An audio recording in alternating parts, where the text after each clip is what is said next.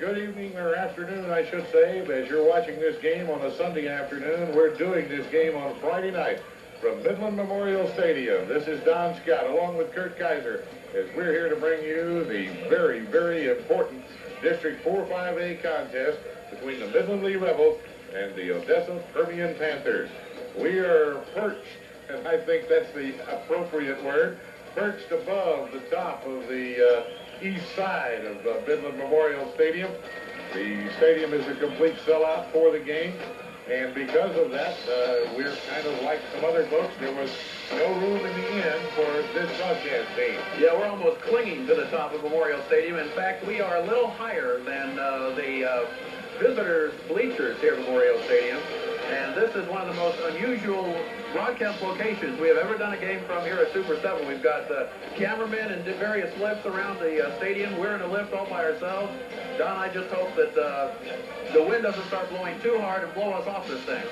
Well, Kurt, it is a rather unique position that we hold at this game. There's a shot of one of our cameramen. He's at the south end of the stadium. That's Danny Sartain. He's up about 45 or 50 feet in the air on a lift. It's a look at the other lift down at the other end as he's swinging over to get a shot of us. Oh, that's us. See that? That's us. There's that hand. That left hand is swinging to the rail. Yes.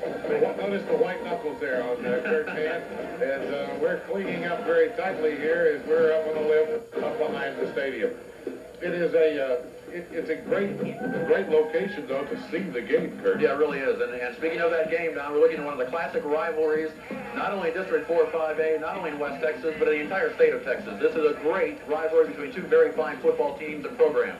Well, and the thing is, this year, the rivalry is key and important. And, you know, you say all those cliches, you throw out the stats, you throw out what's happened in the past and all this. But really, this year, for the Midland Lee Rebels, this is a playoff game.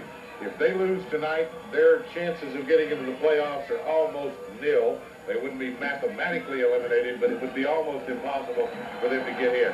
For the Permian Panthers, this is the start of a 3-game run, which will determine what kind of season they're going to have.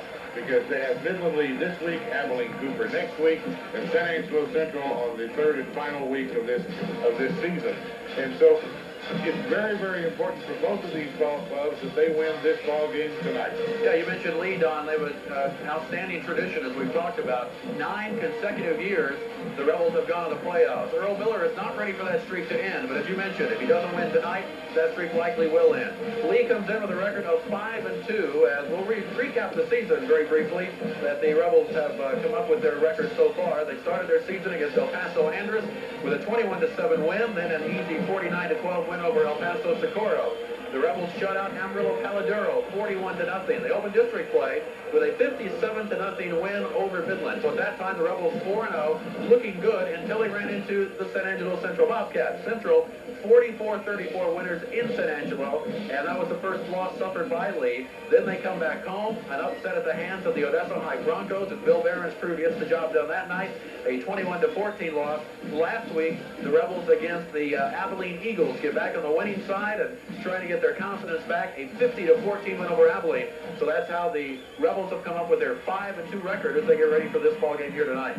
Well, of course, for the Permian Panthers, it's been a season that has been a little bit disappointing in that they lost to Temple in a non-district game that was a highly rated game across the state. They played in Temple, lost a close ball game to the Temple team, who has since lost the game to Waco High and dropped in the rankings. But for the Permian Panthers, this is the big test tonight. This actually begins the first of 3 big tests, because Permian's district schedule, they've had some of the teams at the bottom of the bracket in the first part of their season. Now they get the big 3. They have Lee tonight. They'll come back with Abilene Cooper coming up next Friday night at Ratliff Stadium and finishing up against San Angelo Central. So the top 3 teams are what Permian is facing now. So there's still a lot of question marks, Don. Permian has a 5-1 record. You mentioned only lost to Temple, but a lot of question marks surrounding this team as to what the level of competition they have faced is so far. Well, it really is, and of course, it sounds a little strange because of recent years to be talking about Abilene Cooper as one of the big 3, but at this point, Abilene Cooper is undefeated in district play. They have defeated San Angelo Central already. They're an outstanding football team, so they're the third team in the mix. If the season were to end and we didn't play tonight, it would be Permian, Abilene, Cooper, and San Angelo Central in the playoffs. So Lee tonight is fighting to get back into that playoff picture. And Permian fighting to keep in control of their playoff future, as a victory by Permian would ensure them that they can just pretty well control their own destiny. They wouldn't have to have any help along the way. Of course, if you keep winning, that's what you would do. So an important game for both the Panthers and the Rebels. One of the factors, Don, that some of the people have talked about as you lead up to this ball game is the fact this is being played, of course, at Memorial Stadium on a grass field. It was a grass field that Permian lost on earlier this year to Temple. They did not play well last season when they played on grass against Amarillo Tascosa. Coach Tam Hollings had said that's not a factor. We practice on grass all week long. These kids have played on grass since they were in the 7th grade, but they do feel a little more comfortable, it would seem, on the artificial turf. Well, they're used to being on artificial turf when they play their big ball games at home, and of course Rattler Stadium is a beautiful facility and all that. But Midland Memorial Stadium, I've been down on the field tonight before the game started. I walked it. The turf here is in excellent condition. It's pretty short. Shouldn't be any real problem for any ball club, either ball club tonight. The turf is going to hold up quite well, I'm sure. And as long as there's no inclement weather, no rain, no wind, no mud, then I don't think the turf is really a factor in the ball game one way or the other. The big factor for the Lee Rebels this year has been the performance, or lack of performance at times, of their offensive line. Of course, they lost a young man named Casey Jones, who was probably one of the best high school linemen that ever played the game of football in any state anywhere. And when you lose a Casey Jones, you don't replace him immediately. So they've missed some of his leadership as well as some of his tremendous skills. He's doing those now at the University of Miami. And so it's real important tonight that the Midland Lee offensive line get their act together and start playing well. Last week was the first week that Coach Earl Miller felt like they had played a decent ball game, where they went down to Abilene and won 50-0 or something of that nature. 50-14. But that was a game where the Lee offense, for the first time this year, really got to clicking, really got to rolling, and really looked good. They also scored a 49-12 victory, of course, over El Paso Socorro, and they beat Midland by a score of 57-0. But and they scored 34 points against San Angelo in a losing cause.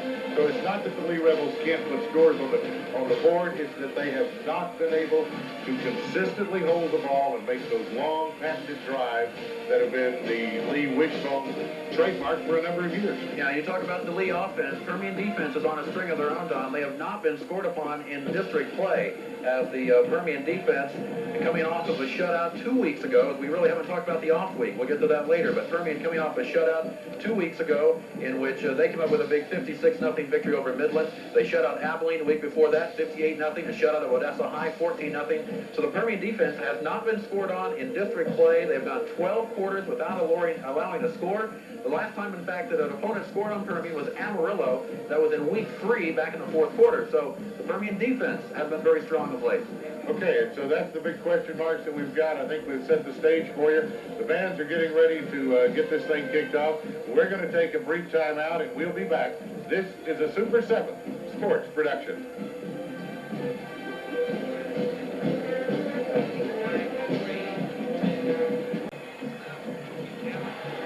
Well, the pregame festivities are just about over. The captains of the two ball clubs are walking toward the center of the field for the coin toss to find out who's going to get the ball and who's going to play defense to start this shebang off with a big, big way.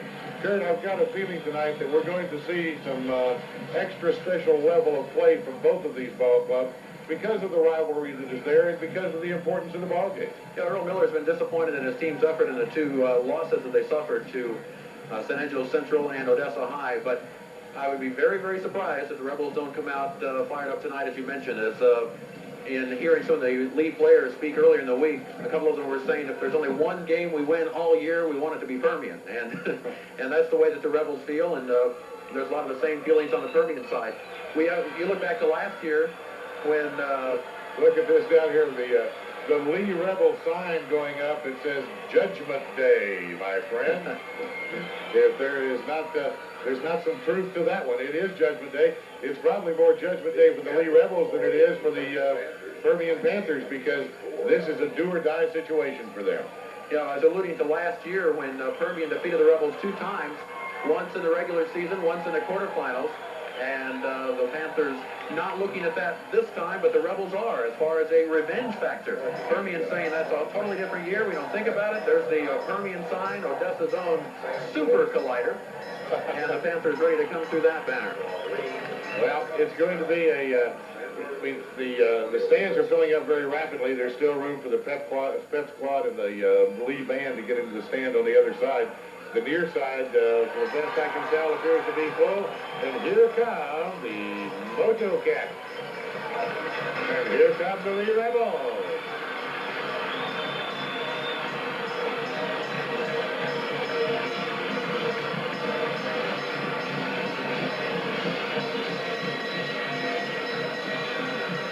John, if there was one football game that a fan was going to see all year long, this would be the one to see. Yeah, if you're going to watch one high school football game a year, this is the one to get your tickets to if you possibly can. And that's somewhat a little difficult to do because it's a traditional sellout game. It is a very, very big and very important game, like we have stressed all in the pregame show that we've been talking about. The coaches know it. The kids know it. It has not been a problem by either coaching staff to find motivation for their ball club this week. In fact, I think the players have provided their own. Both coaching squad or staff have basically kind of kept quiet and stepped back and let the kids do their own firing up. The only danger there may be for either ball club is they may be up a little too tight as they start this game, so we'll have to watch this first series or two. If there's going to be a mistake, it'll probably happen early. But as you mentioned the start, Earl Miller hopes that his team gets into this game early. As the last few weeks have given up early touchdowns. Even last week against Abilene, the Rebels fell behind 7-0. The Eagles a long touchdown run. And Lee has had some problems in getting out of the gate. Earl Miller knows his team needs to get out of the gate. Any big game, though, it's important to get a good start and a good start early, but especially for the Rebels, since they are the underdog team. They don't have the pressure on them, though, the Permian perhaps does, because Lee is not expected to win the game. They are not predicted to win, but that lets you play with a little bit more recklessness sometimes. Well, and I think for the Lee Rebels, this is one they're going to pull out all the stops from the very beginning because it means everything to them. Both sides of the stadium are on their feet. Both sides are yelling at the top of their lungs as they're getting ready to kick this thing off. The intensity is almost palatable at this point. And we are underway with the 1992 edition of the Rebels and the Panthers. The ball taken by Gerard Bergen. He's back to the 20-yard line and down to the 24-yard line. Good kick coverage by the Rebels. So that is where the Panthers will start it. And the tackle that time for the Lee Rebels. Number 37. Made by Mark Hunter that was in there. And got in there, and along with some other Rebels that got in. And the first hit of the ball game was indeed a crisp hit, shall we put it that way. It was very, very crisp. So Permian will start out 1st and 10 from their own 24-yard line. Dennis Graham will open up a quarterback. Backs are offset to the left side behind him. Graham, senior quarterback. Pitches the ball out left side to John Williams, the leading rusher for the Panthers. Williams to the 30 down the sidelines before he's pushed out of bounds. John Williams came into the game with 1,008 yards, went over the 1,000-yard mark in just 6 games. Roderick Scrambler got the stranglehold on him and brought him down. Well, watch this. The Lee Rebels just about have him stopped right here. They make contact, but they can't quite get a hold of him. John Williams is a strong rusher. Number one, John Williams is the Permian rushing offense this year. 1,008 yards. The next ball carrier down the line is like 165 or 70 yards for the season. So the Panthers move the ball out to the 38-yard line and a 14-yard pickup by Williams. Graham has carried to the right side, puts Scrambler in motion, and goes up the middle to Williams. A pickup of 1, maybe 2 yards on the play. As it was the Rebels stopping the play there, Justin Goodman, who made the stop. Goodman, number 44, in on the stop very quickly there as he makes a quick grab around his ankles, and then several of his buddies came in to help out. Talked about that Permian rushing attack, Don, just a moment ago. As the leading rusher, we mentioned John Williams. After that, you get down to Tyree Ephraim, 168 yards. So quite a gap with the main one, number 38 or 36 for the Permian Panthers. 3rd and 9 from the 39-yard line. Coming down the 11-minute mark, just underway from Memorial Stadium in Midland. Dennis Graham looks to throw for the first time tonight. Looking downfield, throws long for Bergen and has it. Completed into Lee territory. I tell you what, that was an absolutely tremendous throw by Graham. Hey, he did not have, it was not that bad a coverage by the Lee Rebel. Watch as Graham rolls back. He's got a little sprint out going. He's watching Bergen all the way. Never looks anywhere else. That's his intent from the beginning. Puts the ball in the air and just kind of drops it in the well.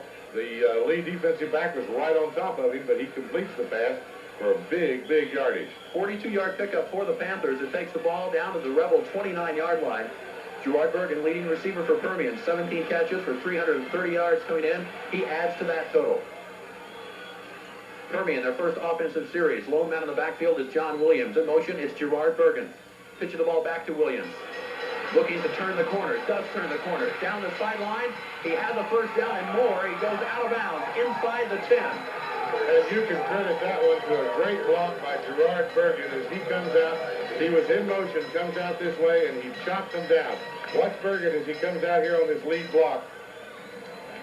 No, it's Scrambler that makes the block. I'm sorry, I gave credit to the wrong man. It was Scrambler who made that block out there. And finally, the tackle is brought down by Ben Moore. But it's way downfield, and as you talked about, the Lee Rebels have been giving up one early. Looks like they're about to do it again. 1st and goal Permian from the 9. Graham gives it back to Williams up the middle. He gets a couple of tough yards. As he was brought down by the middle of that defense there, it was Chris Conley, one of the first to make the hit on John Williams. Well, it's a good-looking drive by the Permian Panthers as they go down the field, and they've been eating up the ground in some big, big chunks between Williams' run and the great pass by Graham. 2-yard pickup by John Williams. It'll be 2nd and 7, 2nd and goal actually from the 7-yard line. Dennis Graham, full house backfield behind him, double tight end. He gives the ball to Scrambler. His first carry tonight behind the line. He breaks free, and they'll still end up losing a yard as the Lee defense was right on top of that one. Tony Olivas led the charge, 6'3", 200-pound senior. Well, I tell you what, this is what you call getting hit rudely here. Number 45 also in there for the Lee Rebels. As their starting lineup is somewhat different than what we had planned on. That's Brian Henderson, as he came in and really laid some wood on Alan Scrambler. A 1-yard loss will make it 3rd and goal for the 8-yard line. 9:14 to go in the first quarter. Graham to throw. Looks in the end zone. It's incomplete. Tipped and nearly intercepted by Lee's Nathan Lambert. He got past Lambert, and then Scott Cherry was there, went off of his fingertips. Watch it one more time. Well, Nathan Lambert is going to be dreaming about this one because he just about had an intercept. Great job that time by Lambert. So it looks like Permian will go for the field goal. Shane Wells is on to try to kick his 3rd field goal of the year. Shane is 2 of 5. He has 2 previous field goals, a 40-yarder versus El Paso Coronado, a 38-yarder versus Abilene. This one a 27-yard attempt. Snap back, ball down. The kick is up and is no good. It is wide to the right side. And so the Panthers have been stopped after a missed field goal attempt. They got it down to 1st and goal at the 9, but then couldn't move it in, Don. Well, they had 3 shots at moving it in, and the lead defense found some stiff backbone and shut things down. Great defensive pass play by Nathan Lambert there, and then the field goal attempt, he just pushed it off to the right. It was not a long field goal, a little more than an extra point. He just had a little trouble there. Brings the ball out to the 20-yard line where the Lee Rebel offense will set up at their well-known wishbone. It's actually kind of a broken bone tonight, but they're set up and ready to go, and back to Kurt Kaiser. They started from the 20-yard line. Rudd's keeping it on the ground with running room around the left side. Bergen will make the stop, but a good pickup. Gerard Bergen made that hit. And I couldn't see who got the ball for the Rebels.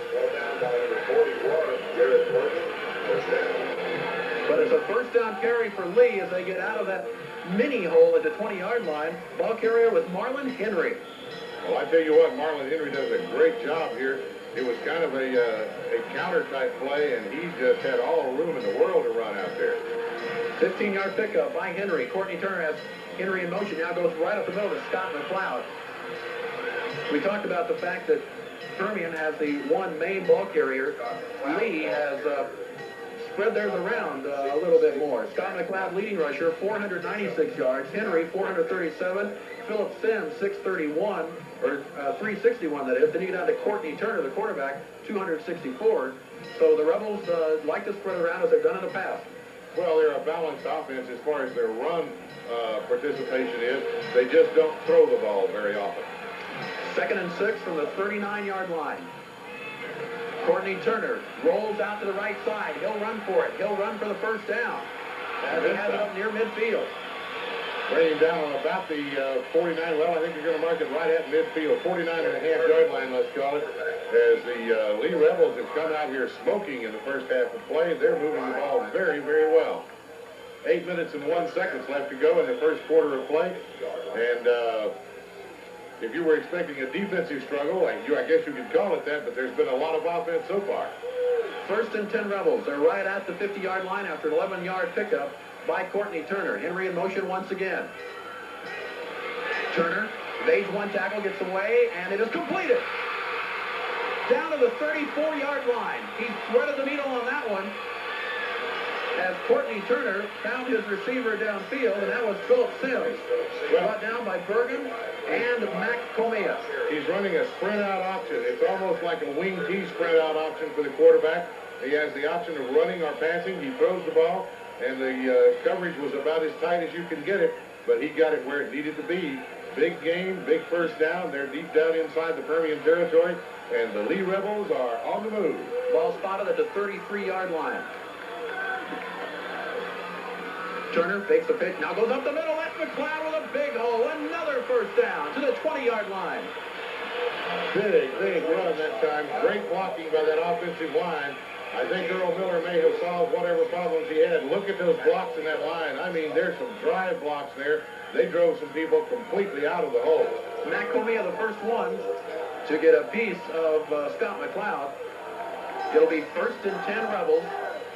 The ball will be spotted at about the 21-yard line, coming down on the 7-minute mark, left in the first quarter. First offensive series for the Rebels tonight. Permians came up empty as they missed a field goal attempt. Lee is on the move, and they have looked good, starting from their own 20. Courtney Turner puts a man in motion. Turner looks to throw, airs it out, it's completed. Ryan Tucker. Tucker, 6'5", 230-pound senior, brought down by Gerard Bergen. And Ryan Tucker is one of those young men, because of his size and his ability, is on every college scouting list in the country. He is going to be playing some football for someone after this year. This is his senior year at Lee. And despite the fact that we are way up high, Ryan Tucker still looks big. Yep. 6'5", 230. He is big.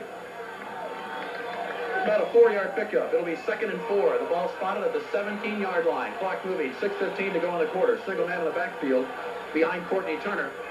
Fakes a pitch up the middle to McLeod. McLeod hit once and brought down. He does pick up a couple. He'll take it down to the 15-yard line. Scott McLeod, ball carrier. As you'll see, the fake to Henry. McLeod gets it. Scott Holder makes the stop. Got the first hit on there on Scott McLeod. Holder hits him in the backfield. Actually, McLeod squirmed loose from him and managed to pick up a couple of yards after he was hit. But Holder did a good job of stuffing things up in the middle. The Rebels will call a timeout. The clock will stop with 5 minutes and 41 seconds left to go in the first quarter of play. Lee has started this drive from around 20-yard line. They have made it down to the Permian 15. They're faced with a 3rd and 4, and it's important enough to make sure they have the right play called as they face that 3rd and 4, so they call a timeout and go over to visit with Coach Earl Miller. Well, you know, you wonder about this offensive line from Midland Lee. The coaches, the media, and all of us types have commented all year long about the fact that their offensive line has not done as well as they had hoped, and they've kind of blamed the offensive line for a few things. I think those young men may have had a little beating themselves this week because they are certainly blowing some holes in that defense of the Permian Panthers. Yeah, they really have done. They've only been faced with a 2nd down 2 different times. Outside of that, it's been first down runs the whole time, a couple of first down passes.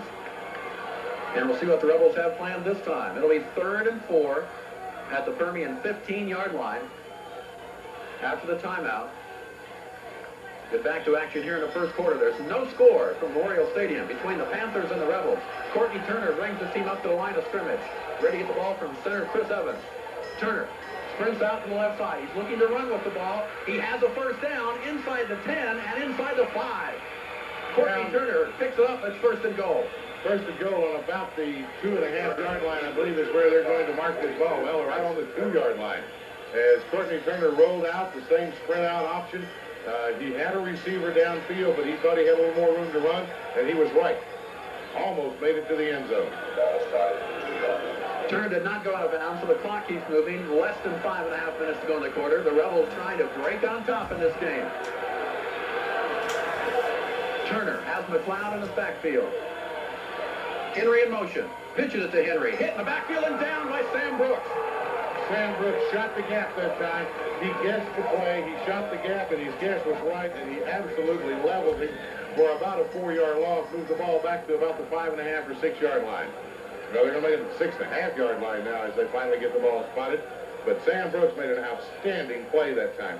He came through there untouched and unblocked and really put him down. Loss of 4 takes it back to the 6-yard line. Clock moving, 4:45 to go in the quarter. It's second and goal for the Rebs. Turner again, keeps McLeod behind him. Henry is split to the right side. Turner looks to throw. Turner, cornered and down. Another loss, maybe about a yard, or perhaps back to the line. Sure, they spot it. Robert Neidert made the defensive play. Well, Robert Neidert did what coaches dream of and tell players to do. Robert Neidert stayed home. Watch him. He's just cupping out there. He's waiting. And when Courtney Turner decided he was going the other way, Neidert was in position to make the stop. It was a loss of a yard. So second and goal becomes third and goal. It's now third and goal from the 7. 4 minutes to go in the first quarter of play. And the chant of Mojo comes up from this side of the field, and the chant of Rebels comes up from the other side of the field, and it is a bedlam in this place. Turner rolls out to the right. He's got a field in front of him. Spins it. It is incomplete. In and out of the hands of the intended receiver, Dusty Dennis, back to make the play, as was intended for Philip Sims. Philip Sims was in position, and Courtney Turner, if he had thrown this a half a step quicker, would have made a touchdown of it. But that half-second delay allowed Dusty Dennis to get in position and slap the ball away. So the two series very identical. Both have first and goal. Both will try a field goal. Let's see where Lee's attempt will be from. Ball spotted at the 14-yard line. So it'll be a 24-yard attempt for the Rebels as Devin Gilbert comes in. Slow snap. The kick is no good. Off to the left side. So the game has been almost identical so far. Brian Gibson sends it wide left. Lee's first series ends the same way Permian's first series does. Missed field goals with 3:40 to go now in the first quarter. I tell you what, Kurt Kaiser, this is a whale of a ball game. We've seen a lot of offense. We've seen defense stiffen when they had to stiffen down toward the goal line. Neither team has got anything into the end zone. No points on the board. They're still knotted at 0 after almost a full quarter of play. And now we go back to the Permian side of the football. We'll see what they can do this time around. That's called defend but not break defense, deployed by both squads here. First and 10 from the 20-yard line. Bergen goes in motion behind Dennis Graham, who pitches it to John Williams. Williams needs a block, instead turns the corner, picks up about 3 on the play as Brian Henderson forces him out at the 22-yard line. Well, this was one of those plays they ran it into the this side of the field over here toward us, and he was in trouble from the beginning. There was good penetration, good coverage on the sweep that time, and the Lee Rebels were ready for it. Tyree Ephraim comes in the lineup now for Cam Hollingshead's team. He'll line up in the backfield along with John Williams. Ephraim to the right side of Williams at the fullback slot. Graham sends Bergen in motion. Fakes the pitch, instead gives it to Ephraim. Ephraim has a big hole inside the 30-yard, across the 40-yard line. Ephraim is in Rebel territory. He's at the 30. One man clips his heel. He's gone all the way. That's a Mojo touchdown. Tyree Ephraim takes it in from 78 yards out. this is the counter pitch, folks. Now, you wanted to know what a counter play is. Watch this.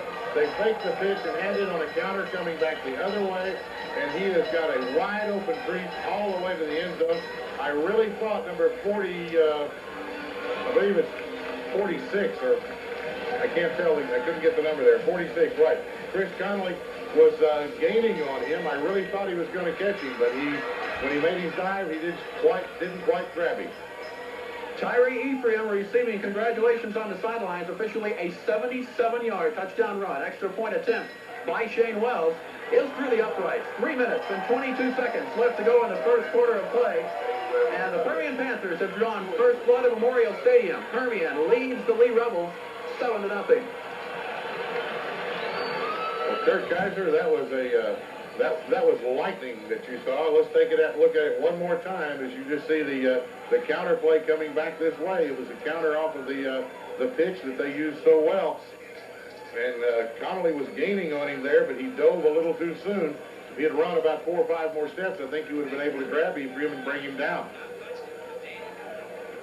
77-yard run. Let's see how that stacks up against some of the big plays this year for the Permian Panthers. As the longest run so far was a 71-yard run against Odessa High. So that is the longest of the season as far as big plays have gone for the Permian Panthers. And that one, Permian fans won't forget, the 71-yard run giving Permian the lead against Odessa High right before the half. This one gives Permian the lead 7-0 with 3:22 to go in the first quarter. That scoring drive taking just 2 plays. And a little quick math here, just 18 seconds off the clock. Very good, Kurt. It's easier when that's quick that way, you know. Don't worry about the minutes. I see. So Shane Wells will kick it off for the first time here tonight. And Don, let's look at the kicking game. Very little wind out here this evening. It's still. Absolutely. The flag is, well, I guess it's moving a little bit, but it's very, very little wind, thank goodness, because of our perch here. I'm not feeling real secure at this point. Wind would not be one of my favorite things. And here comes a kick by Shane Wells. It'll go right before the goal line, brought down by the Rebels. Oh, back to the 20 for a big hit. But there is a flag on the kickoff, and I think it's going to be an offsides against the Permian Panthers. An offsides, they may bring it back. It'll be up to the Lee Rebels what they want to do. Andra Graves with the return. Sheldon Wells was one of those, or Sheldon Bass, one of those in there on the play. Mentioned Graves, he had a 94-yard kickoff return, you remember, against El Paso Socorro. They're going to bring it back and make them kick it one more time around. As the Permian Panthers were flagged for being offsides on that kickoff, they're going to bring the ball back. This time they'll kick it off from, the 30-yard line, I believe it will be. So Lee Rebels hoping for a little better return. That one was not all that bad. They were out about the 21 or 2-yard line, but they're hoping for a little bit better this time around. So Shane Wells will tee it up one more time. Wells, incidentally, adding that extra point. So on the year now, maybe kicking off from the 35-yard line. My correction. Wells is connected on 23 of 27 extra point attempts this year.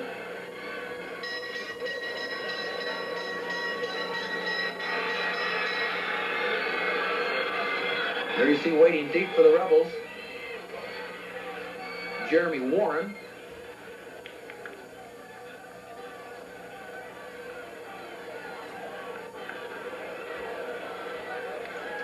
And alongside, Andra Graves, of course, who made that return just a moment ago. Ready to try it one more time. We're in the first quarter of the game between the Rebels and the Panthers. There's the kick by Wells.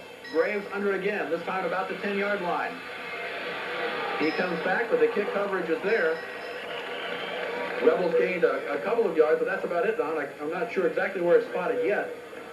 About the 23-yard line, so picked up about a yard or two. 3 minutes and 12 seconds left to go in the first quarter. It'll be 1st and 10 lead.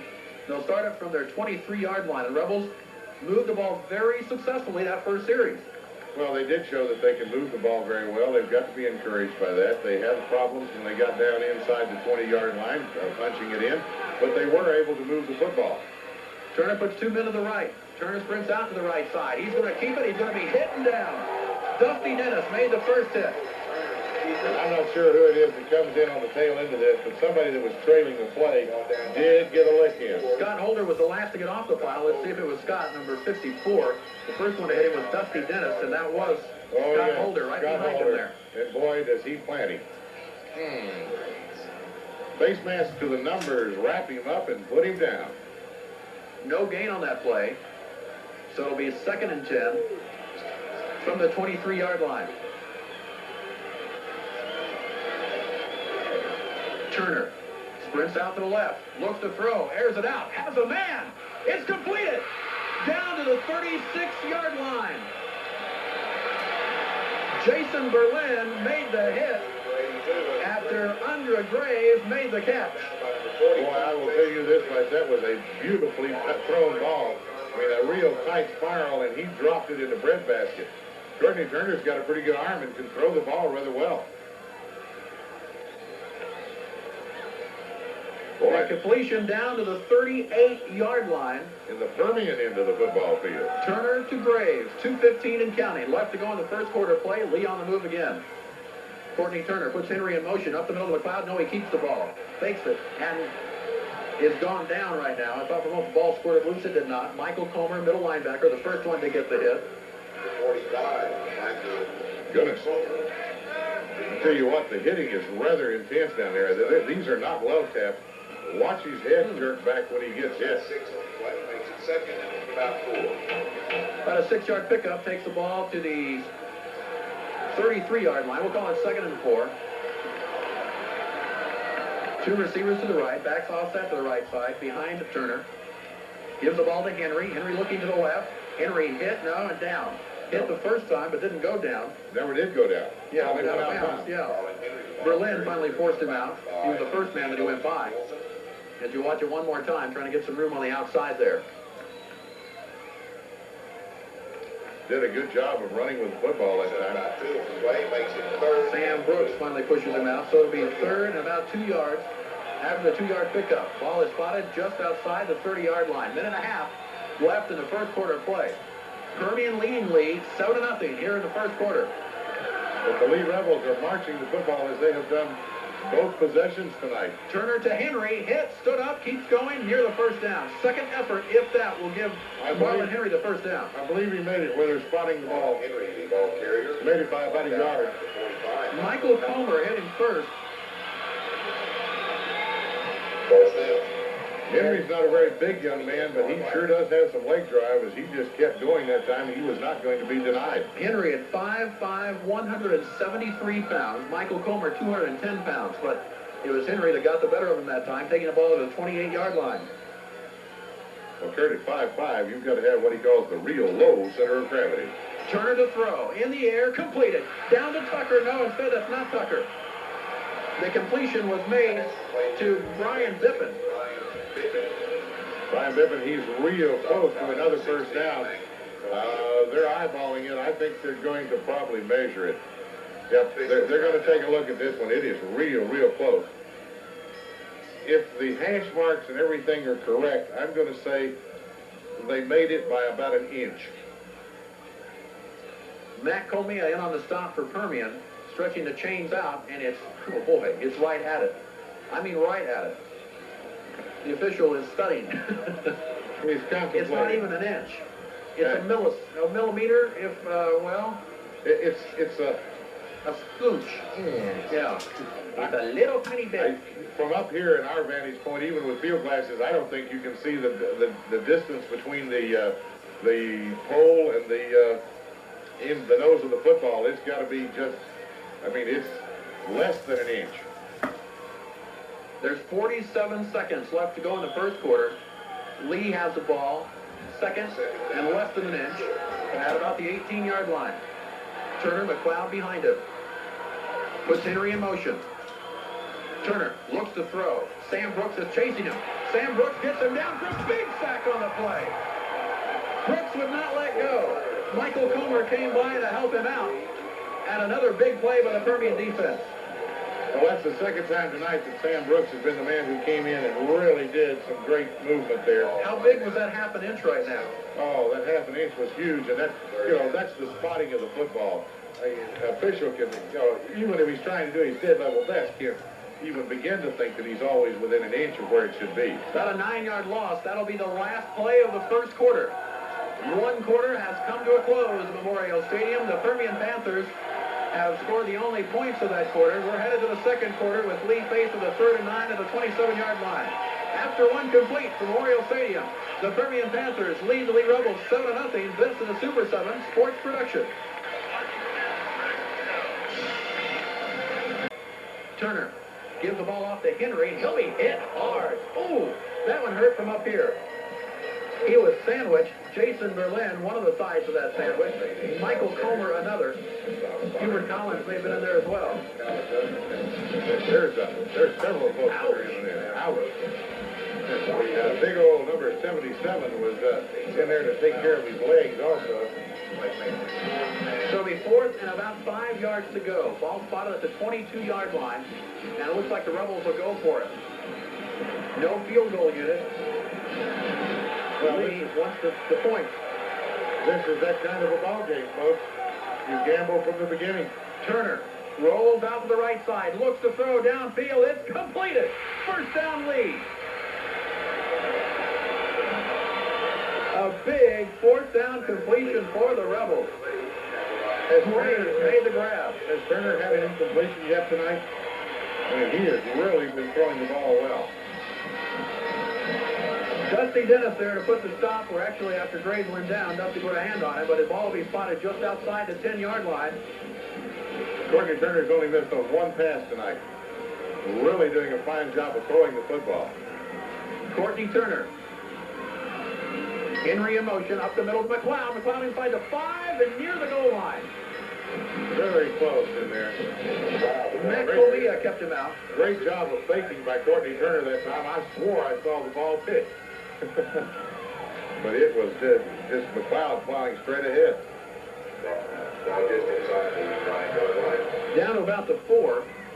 Lee can pick up a first down without scoring. They'd have to be about the 1-foot line to do so, but they can do it. So it's not 2nd and goal, it's 2nd and 4 from about the 4.5. 10-20 and counting. Lee trying to score the first points any team has scored in district play against the Permian defense. Ball handed off inside the 5 and into the end zone. They're dancing in Dixie. The Rebels have scored. Philip Sims takes it in from 4 yards out. Some great line surge by that Lee offensive line. They drove the white-shirted Panthers back that time as they simply dominated the line of scrimmage that time on a straight-ahead power play out of a full house wishbone. Extra point try, critical. Here comes the extra point attempt, and it is good.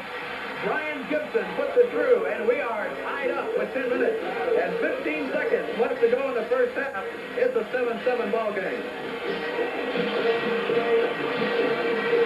Well, Kurt Kaiser, we promised the folks an excellent football game, and boy, it has been to this point. It sure has. An entertaining game. That scoring drive for the Lee Rebels, it took 11 plays, 4 minutes and 57 seconds to go 77 yards. And Philip Sims, the final 4 yards to take it on into the end zone. Well, so the two scoring drives, a little bit different. Lee goes 77 yards in 11 plays. Permian went 77 yards in 1 play, but on the scoreboard, it shows up as 7-7. well, the thing that's been impressive to me about the Lee Rebels is their ability to continually drive the football. Despite a few sacks and a few great defensive plays by the Permian Panthers, they've been able to recover and keep going, and they have driven the football down the field, and just some power football. Of course, they've also been able to mix in a passing attack that has been extremely effective up to this point. For Philip Sims, his 7th touchdown run of the year. Phillips coming in with 361 yards on 57 carries, so he adds to that total and puts 6 more points on the board for his own personal best in the first 6 of the night for the Rebels. Again, that is the first points the Permian defense has surrendered since the 4th quarter of the 3rd week of the season. So it's been a long time. Well, the way the Lee Rebels are playing tonight, I don't think that's the last points you're going to see scored. There's the kick by Gibson. Ephraim, who scored Permian's touchdown underneath the ball, gets it about the 5. He's back to the 20, across the 20, but that's as far as he gets. That's what you call a host of Rebel tacklers bringing him down. All right, don't even try to tell us who made that tackle. There is about 9 folks in there, and I'm not sure who made the first contact. 21, right there, yes. Ben Moore finally grabbed a hold of him and then had some help. A lot of help. First and 10 Permian. They will start the drive from their own 21-yard line with 10 minutes and 8 seconds left to go in the first half of play. Boy, this ball game is going by rapidly also. Dennis Graham will send Kendrick Harris wide to the right side. Ephraim and Williams in his backfield.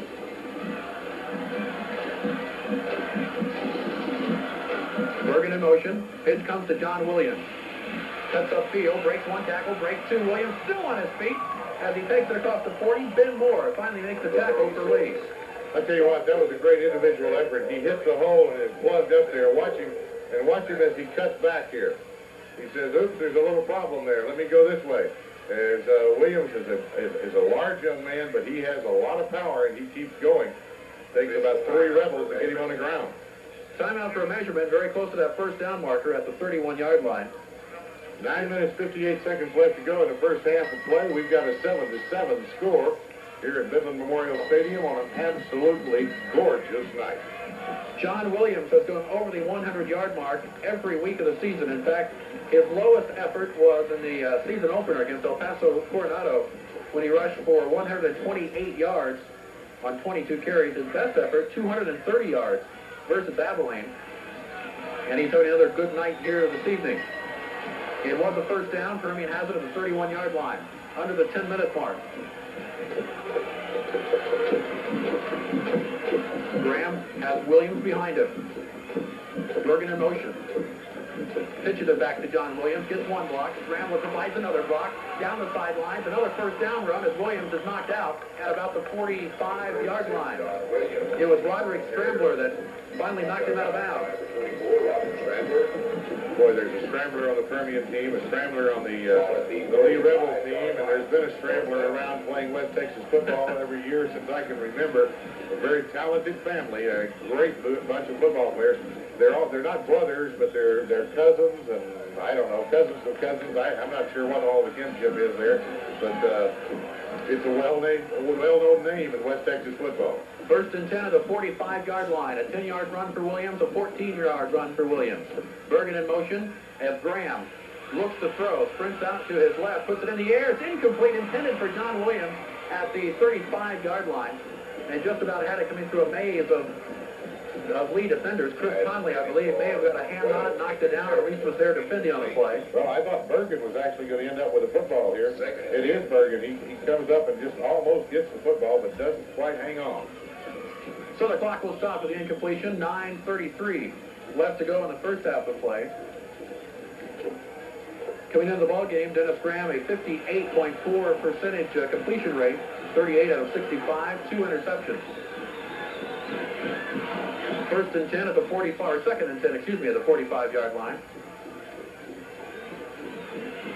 That's John Williams. Williams breaks free. Williams has another first down inside the 40-yard line. On the tackle for Lee, it was Jeff Pulsey. That's Persley instead, making the stop. I tell you what, becoming the John Williams show. Right. One thing, well, I think the John Williams show is what Permian has featured all year long with their rushing attack. He is the man, and everyone knows it. It's just the problem that even though you know he's going to get the football, it's tough to stop him. Watch the splits in the Permian line. They're playing shoe sole to shoe sole. There are absolutely no splits in that line. They're just as tight as they can be. There's Williams again. This time, just a short pickup of about 2 yards. The line of scrimmage was the 38-yard line. We'll see where they spot it. Down to about the 36. So 36 takes it to the 36, and Bernard Olden made the stop. Second down and 8. Olden, 5'11", 245-pound senior at that defensive tackle position. Scrambler comes out of the ball game. and Ephraim comes in. Clock running, 8:40 to go in the first half. We're tied at 7 at Memorial Stadium between the Panthers and the Rebels. Graham looks to throw. Has Kendrick Parrott behind everyone. And that's a mojo touchdown. Dennis Graham to Kendrick Parrott for 6. Well, Kendrick Parrott is so wide open on this, it's unbelievable. Graham has got good protection, plenty of time to throw the football. He releases the ball, and Kendrick Parrott is a good, 4 yards behind his defender, and it was just a cakewalk into the end zone. Another extra point try.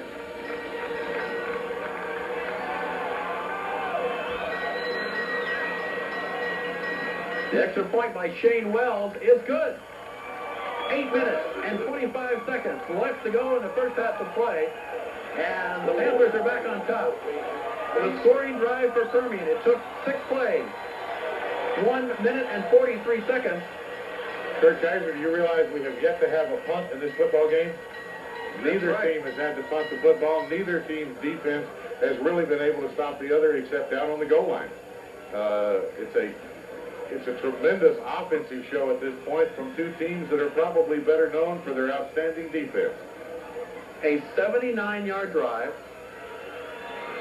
The Panthers doing most of that drive on the ground, except until they got to the touchdown. Right. They rode Williams' legs until they got down to striking distance with the pass, then just dumped the pass over their head.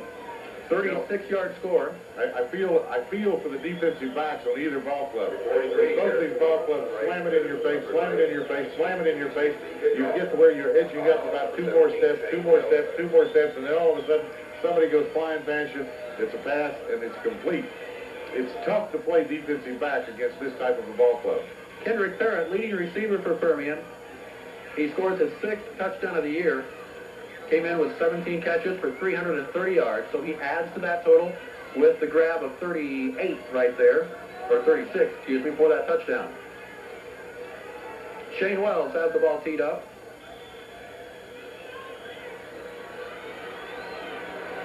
At the 40-yard line. And there's the long kick. It'll go into the end zone, and that's where it'll stay. Rebels will bring it out to the 20-yard line. It'll be down by Graves, and Lee will start at 1st and 10 from their own 20.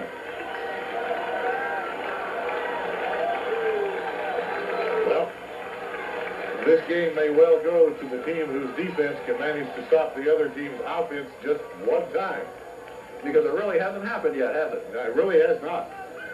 Each team stopped the other one on their opening drive, but they didn't stop them until they had got down with a 1st and goal to go. And then it's been a trade of drives up and down the field. Here come the Rebels. Courtney Turner to the right in the air. It is completed. What a grab. Wow. What a catch. Let's get a look at that one more time. Pass completed to Watson.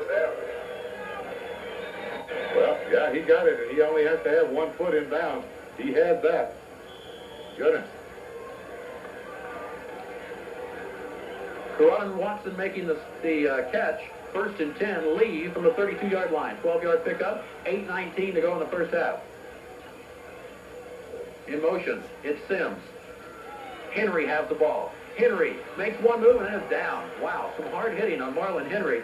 He made a nice move to get away, but then Scott Cherry was there along with Scott Holder. The 2 Scotts combining to make that stop. It's a good name. Good name. You like that one, ball Scott, player. huh? Yeah, got to be a good ball player. Dusty Dennis was actually the one that got his hands around the ankles of Marlon Henry. 1-yard pickup. It'll be 2nd and 9 from the Rebels' own 33.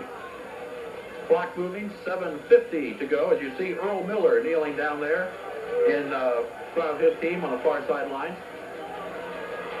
Turner backs offset to the right side behind him. Turner, a flag will fly. He looks to throw. He's being chased, and he will be hit and down. I think the man in motion turned upfield before the snap of the ball.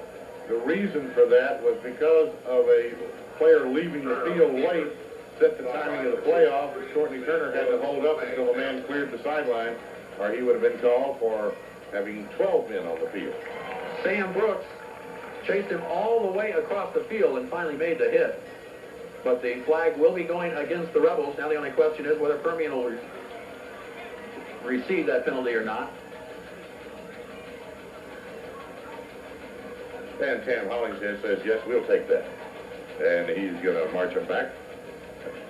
You know, used to be officials, if a coach walked out on the edge of the field 2 yards, they were all over him. Anymore, you see coaches continually out 4 or 5 yards on the field. They'll spend most of the ball game standing out on the field away. And when it comes down to a penalty call, that time Tam Hollingshead just walked out to the official and said, what is it you want? Said, okay, we'll take it. So 2nd and 9 becomes 2nd and 14. The ball will be pushed back to the 28-yard line. 7:20 and counting left in the first half. Turner has a wishbone behind him. First man gets the ball, McLeod up the middle. Boy. Down across the 45, maybe about the 45-yard line. Dusty Dennis there for Permian. Watch Scott McLeod. He runs so low to the ground. He's got great body lean and great drive with his legs. He runs so low. He's very, very difficult to stop. And when you do stop him, he's going to pick up another yard or two after you hit him because of that great body lean that he's got when he goes into the line. Runs very, very hard. 7-yard pickup takes it to the 35, where it's now 3rd and 7. Permian crowd urging on their defense, trying to stop them for the first time and force the first punt of the game. And we're coming down to the 6.5-minute mark. That's Sims. He'll be stopped short of the 40 and short of a first down. So Lee will have to punt. Yeah, it looks like a punting situation, and here comes the lead punting unit. This is a first for this ball game. It'll be the first punt. And the Permian fans applauding the defense. Kevin Jordan, the punter for the Rebels. That's a crucial, important point in this ball game because it's the first time that either team has been able to stop the other one with their defensive unit. And I don't think they would have done it that time except for a penalty that was in that play. And so, you know, once again, a mistake, a penalty is what cost them. Jordan, low snap, gets the ball away. Floating kick, Parrott, fair catch, and he takes it. Good field position for Permian to start this drive. As Parrott calls the fair catch at about the 37. We'll see exactly where they spot the ball. So that's where the Permian offense will get on the field. 36-yard line is where they're going to spot it, and that's where they're going to pick it up. They've got plenty of time. 5 minutes, 49 seconds left to go in the first half of play. The Mojo boys are leading this thing by a score of 14-7. It's been a ball game of long drives and tough football by both ball clubs. Dennis Graham pitches the ball to Williams. Williams needs a block, gets one, needs two, doesn't get it the second time. He went a long way to the right. See how far he went upfield. It was Ben Moore that made the stop, senior free safety.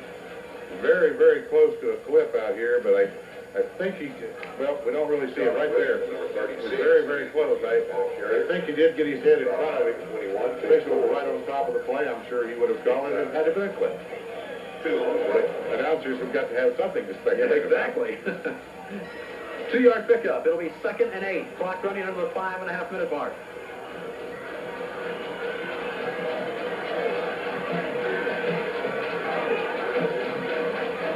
Bergen in motion. Graham up the middle to Gerard Bergen. That one was nothing there. That one was destined for John. So bad from the very beginning. Watch this. That was still John Williams. I'm sorry. John Williams just Lee Rebel defensive line just was not moved out, and the linebacker slipped in behind the block and about 3 on the play. Makes it made the stop. 6. So they're calling it 3rd and 6. It's a long 6. And now a timeout will be called by the Lee Rebels. With that 3rd and 6, Lee calls a timeout. They have one timeout remaining here in the first half, and we have 4 minutes and 45 seconds remaining in the first half. As we look ahead to halftime, Don, we'll have a chance to look at two of the finest bands in West Texas. We're seeing two of the finest football teams right here, but some great bands coming up at halftime. Now, I want to comment on something here. This group of officials from the Permian Basin Football Officials Association, I'm not sure where they live. It doesn't make any difference, but they've done an outstanding job of calling this game. You know, there's an old saying among officials that some games you need to sew your flag in your pocket. Let the people play unless it is a really flagrant foul or it's a foul that really has an effect on the play. And they've done a great job of that tonight. They've watched the game very closely. It's been a very clean played game. No late hits, no piling on, no spearing. I think one penalty is all that's been called, and that was a illegal procedure penalty against the Lee Rebels. So both teams playing very well, and the officials letting them do it. Okay, we had two. Our statistician, Sean Scott, reminds us we had the offsides on the kickoff, so it's just two flags. One against each team, but a very, very well-played, penalty-free game so far. 3rd and 5 from the 41-yard line. Kendrick Parrott goes out left, as does Sheldon Bass. Matt Comia in there, wide to the right side. Graham sprints out the throw, looking downfield. He has Kendrick Parrott for a first down. In Lee territory, Nathan Lambert puts the stops on Parrott, but it's a first down grab for the Panthers. 4 minutes, 39 seconds left to go in the first half of play as the clock stops while they move the chain. They'll start it again just as quickly as they get them in place. Official says wind it up and let it roll. Counting down now. 14-7 is our score with the Permian Panthers on top of the Lee Rebels late in the first half of play. Lone man behind Dennis Graham is John Williams. Bergen in motion once again. The pitch to Williams. He's got blockers in front of him. Trying to get outside. He can't do so. A loss on the play. Big defensive stop. It was Nathan Lambert and Roderick Scrambler that made the stop on John Williams. Well, they played it that time the way that you have to play it if you're going to stop that sweep. The cornerback and the safety came up very quickly to put the stop on. They fought off their blocks and did a great job of stringing it out to the sideline and then dropping him as he tried to cut it upfield. A loss of 3 yards makes it 2nd and 13. We're back to the 50-yard line. 3:40 left in the first half of play. Graham backs offset to the left side. Gets the ball with a quick pop of about 3 yards, or about 5 yards, excuse me, by Tyree Ephraim to the 45-yard line. Counter trap that time, and didn't fool a whole lot of people. 46, Chris Conley. 42, Steve Powell. Chris Conley was in there for the Rebels. Third down. Another third down. Permian converted on their last third down. It was 3rd and 5, and they got the pass to Kendrick Parrott. Now it's 3rd and 8 at the Rebel 45-yard line. 3 minutes to go in the first half. Bass and Parrott left. Comia right. Ephraim and Williams behind Dennis Graham.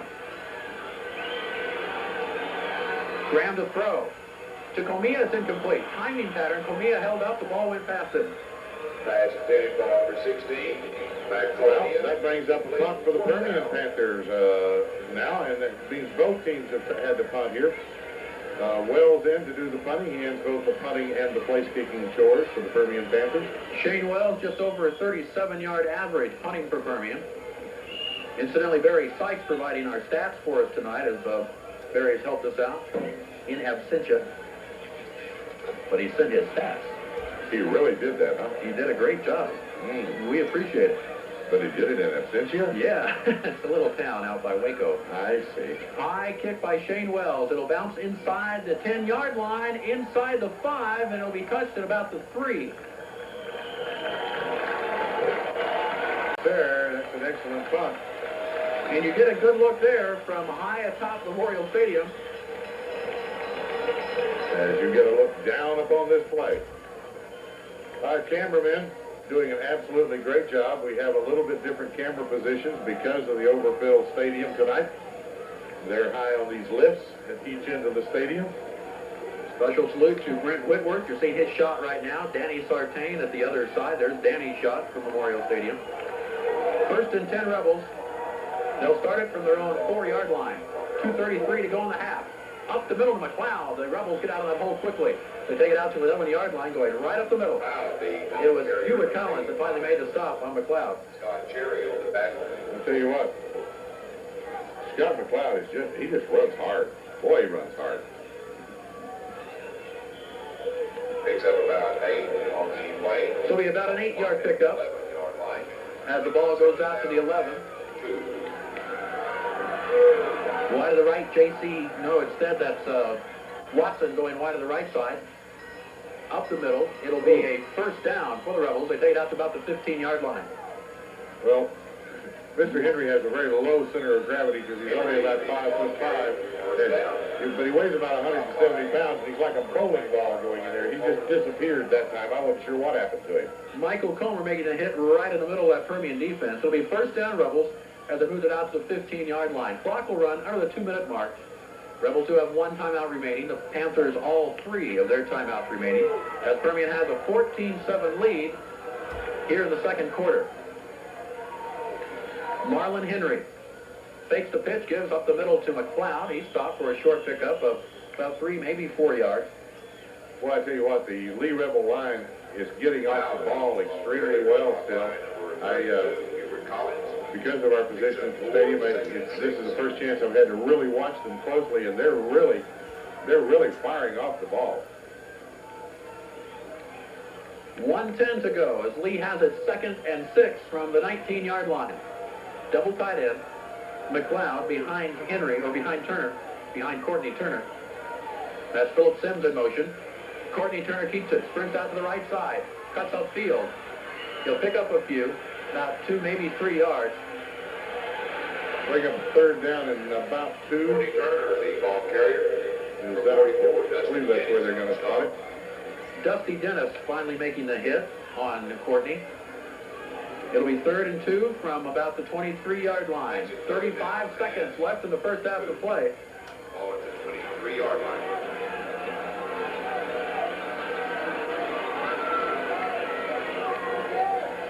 Play coming in from the sidelines through Roy Niblett. Henry steps out. Niblett steps in. 16 seconds as Lee comes up. Full house wishbone. That's Sims, the ball carrier. Hit once, finally spins down. Picked up the first down, though. And that will be the final play of the... they stopped the clock. They'll stop the clock to move the chains ahead, but I think they'll start it up again, and that should send us to the locker room. Doesn't look like Lee will come out of the huddle. There we go. The final seconds will tick off the clock, and the first half of play at Midland Memorial Stadium has come to an end. Permian Panthers leading this ball game by a score of 14-7. As we have had a great first half of football, we'll be back in just a moment with the 2 of the finest bands around. This is the first half stat. Permian has picked up a total of 243 yards, and the Lee Rebels 199 yards, over 400 yards of offense in the first half of play. The Lee Rebels with an extremely balanced attack at this point, 106 yards on the rush and 93 yards in the air. Permian, on the other hand, 162 yards rushing, 81 yards in the air. And Courtney Turner is winning the battle of the Panthers. He is 6 out of 7 for that 93 yards, while Graham is at this point 3 out of 6 for a total of 81 yards. So Courtney Turner, a surprise passing attack and a very, very effective one in the first half of play. Recapping the scoring very briefly, Permian got on the board first with a 77-yard touchdown run from Kyrie Ephraim. They grabbed the lead after the extra point by Shane Wells. It was 7-0. A Philip Sims touchdown run, well, 4 yards, brought Lee back even in the ball game with 10:15 to go in the first half. The Rebels tied it up. The extra point added there by Devin Gilbert. And then it was Permian going back up to make the score 14-7 as it is right now, with the touchdown pass from Dennis Graham to Kendrick Parrott of 36 yards with 8:25 to go in the first quarter. And that's where we stand right now. Permian leading 14-7. Lee will get the second half kick. All right, Kurt Geiser, the Midland Lee Rebels taking a few snaps down on the field, the line firing off together and getting a little bit of work in before they start the second half of play. They've got their work cut out for them. They're trailing 14-7 to the Odessa Permian Panthers, and it has been a tremendous first half of football. Yeah, it really has. We build up games like this, Don. A lot of times you build them up beyond what they turn out to be. That's not the case tonight. This game was everything we hoped it would be, a tight, close ball game. Very well played. We talked about that hard hitting. There's been some shots taken down there, and a very well played as far as penalties have gone. I think still just the 2 penalties in the ball game which is tremendous for a game of this magnitude. And both of those were procedural type penalties, one an offsides on Permian on a kickoff, and then the illegal procedure, and that was caused, as I say, because Courtney Turner was trying to delay because the man was getting off the field on the sideline. It was a penalty caused by a heads-up play by Courtney Turner. But it's been an excellent football game. There's Earl Miller, head coach of the Lee Rebels, strapping on his gear for the second half. And we'll see what Earl has told his team as they prepare for the second half, but to receive the second half kickoff. And I know, Don, I think every game we talk about how important the first drive is of the third quarter, but here it is again, and it is important when you're it's a tight ball game as it is. Well, it is, and the Lee Rebels, of course, have the ball to take the second half kickoff, and that could make a big difference for them. There's the kick by Shane Wells. It'll go into the end zone, and that's where it will stay as it is caught by Undergraves, who will kneel and take it out to the 20-yard line. So Lee will begin from the 20 as we start the second half of action here from Memorial Stadium. Well, the Lee Rebels really, this is, you know, it's kind of the old cliche, but it really is an important drive for them. They tie here with a score, would tie this ball game up and put it right back to square one, and we can be starting all over again. And that's important for the Lee Rebels at this point. Let's see what adjustments the two teams have made in the locker room as we get ready here. Courtney Turner has the wishbone behind him and hands it off to Marlon Henry, who has hit hard as he gets a couple of yards. First hit by Sam Brooks, defensive tackle, all-stater for Permian. Well, he gets hit really hard. Gets racked with a tough hit right in the middle of the line, and he only picks up about a yard, and a short yard at that. Kelvin Calicut getting him also, getting one of the first licks in there.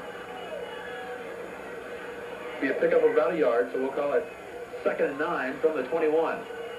One man in the backfield, that's Scott McLeod behind Courtney Turner. Turner sprints out to the right. He looks to throw, puts it downfield, completed to Henry. Short gain on the play, but it's a nice completion, a little flare pass out to the sideline. To the back, coming out of the backfield, that'll set up a third down, and let's call it 3rd and 3, maybe. Dusty Dinosaur there making sure that Henry went out of bounds. It'll be 3rd and 3 from the 27. 11:22 to go in the quarter. First series of the second half by the Rebels. Junior quarterback Courtney Turner has led his team the entire way. 5'10", 175-pounder. He puts a man out wide to the left side. McLeod, lone back. That's Sims, who goes in motion behind him. Courtney Turner has the pitch, gives it back to Sims. He is hit and will be forced out of bounds. Very close to that first down marker. Matt Comia made the stop. Let's see where they spot it. And Kurt, I think that's the first time we have seen the true wishbone option all night long. They ran the option. It didn't quite pick up the first down. The Lee Rebels are going to be forced to punt from about the 29-yard line. And the Permian fans like that. They come to their feet saluting the defense. Kevin Jordan, averaging just over 36 yards a kick, will be on to get it out of there. He'll get the kick away from about his own 20-yard line.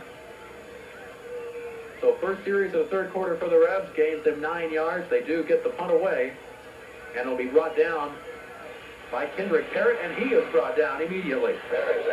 Boy, is he ever. Down to make the stop for Lee with Jeremy Warren right on top of Kendrick Parrott. Permian will set up on about their own 41 or 42-yard line. Very good field position to start their first possession of the second half of play. And we'll see what the Panthers have worked on. Defense does their job. See what the offense does now for the Panthers as Kendrick Parrott goes out to the left. Gerard Bergen is to the right. Williams behind quarterback Dennis Graham. And it's Williams that gets the pitch, gets the block, cuts upfield. No place to go. Number 36. No place to go on that one. It is a outstanding job by the quarterback as he came in there very quickly and put the stops on him. That's number 42 that does the contact down around the back. Well, I'm not sure who it was down low. Somebody trailing the play caught up on it. No gain on that play. It'll be 2nd and 10. Ball remains at the 41. Graham looks to throw. Has Bergen open. Doesn't have the ball, though. Gerard Bergen, as it goes off of his fingertips, he got behind the defense but couldn't catch the ball. So he's 3rd and 10. Bergen was there. trying to catch it over the shoulder. Difficult grab to make, but he should have made it. And it goes off his fingertips. Clock will stop with 10.5 minutes to go in the third quarter. Permian maintaining a halftime lead of 14-7, their first offensive series. Faced with a 3rd and 10 from their own 41-yard line.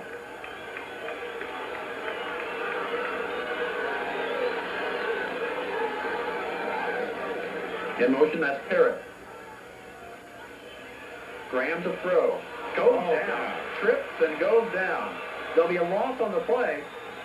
And that means Permian will be punting on their first series of the third quarter. So our all-important first series of the third quarter developed into absolutely 0 to nothing. Dennis Graham simply slipped on the turf, had his feet go out from under him, and he's brought down. Brian Henderson put the hand on him. The ball pushed back to the 34-yard line, so it'll be a loss of 7. 10 minutes to go in the third. As you saw Shane Wells, and back to receive the kick for the Rebels, Andre Graves. Andre Graves has had several returns, 4 touchdowns this year. He is a dangerous return man. Graves gets the ball to the 29-yard line. What a great defensive play by Matt Comia. Comia quickly downfield to make sure Graves did not make another return for a touchdown. And it looked like he might have a little bit of room there to run. If he had gotten around Matt Comia, he had some blocking out in front of him. Ball spotted down at the 28-yard line of Lee. So the drive will start with 9:43 to go in the third quarter of play. Lee will start this drive from their 28-yard line. Actually lost a yard on the exchange of punts. Wishbone behind Courtney Turner. Now they break the bone. Coming out is Phillip Sims. Turner still has the ball. Turner picks up about 3 yards on the play. Went with the option and kept it going upfield. Let's give him a gain of about 4. Set it up second down and 6 yards to go on about the 32-yard line. Both teams continue to shuffle a lot of players in and out of the ball game. Chris Torres brings the play into the sideline on 2nd and 6 from the 32. Sims in motion. Turner goes to the right, looks to throw. Looking for Sims, and it's out of bounds. Matt Comia defending on the play as it was thrown way out of bounds. It'll be 3rd down facing the Rebels now. Well, adjustments at halftime, I would say we're on the defensive side of the football for both ball clubs. The defense are playing a little bit more solidly here in the second half. Robert Neidert putting the pressure on Courtney Turner that time. Play in from the sideline. Andre Graves will check in the lineup now. Clock stopped. 8 minutes and 56 seconds to go in the third quarter. Permian leading 14-7. Defense trying to stop the Rebels with their second series in the third quarter. On 3rd and 6. Turner gets the handoff to Henry, who is stopped. Sam Brooks, Michael Comer, right there for Permian. And the second half is the defensive half so far. Well, as Mr. Henry was saying, somebody grabbed his face mask that time and yanked him down. He certainly did go down quickly, but I did not see the face mask. He got up with a little bit of a complaint to the official. So Kevin Jordan will be on to punt it away one more time. It's blocked by Permian. Jordan picks it up. And he will be stopped short of a 1st down. Boy, but just barely. Getting through there for the block for Permian. Let's see who it was. It was number 56, who we don't have on our program. 55, I believe. 55? It was 55. It was Eddie Chance. I believe it was 55. Well, I said they didn't make it, but it's close enough for a measurement on this. Yeah, I don't think they made it, though. Rarely you have a block, and it'd be a break for your team, but that, No, if Lee picked it, they didn't make it. Okay. They're a yard and a half short. When you requested the measurement,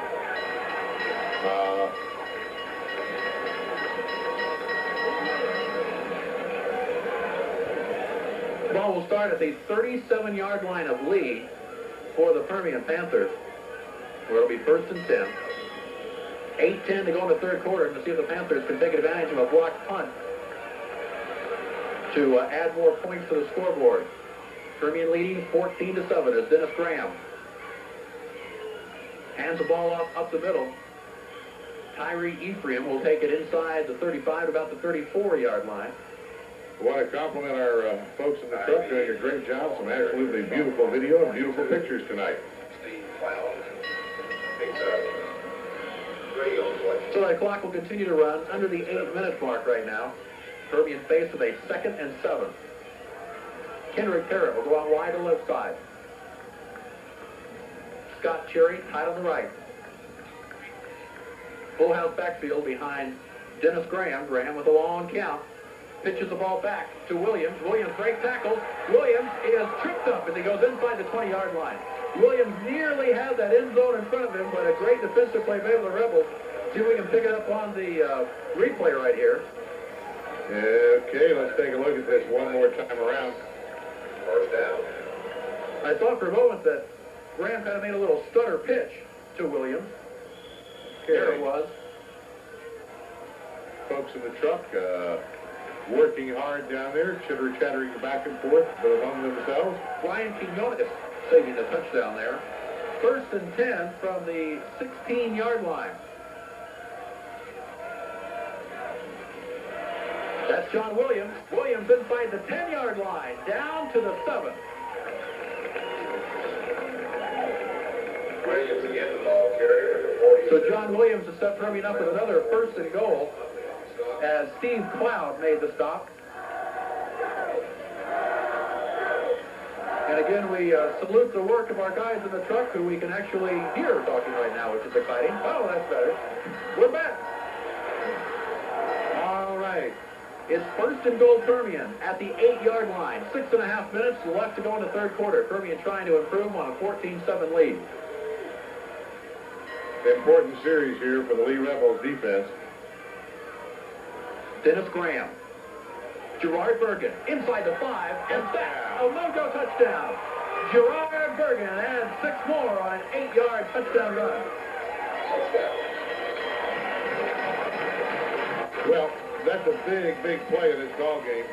The first time that either team has been able to open up any kind of a breathing room, and it was just a good weaving run by Gerard Bergen as he found a way to get down through there and make himself a little bit of a hole and sneak it across the goal line and into the end zone.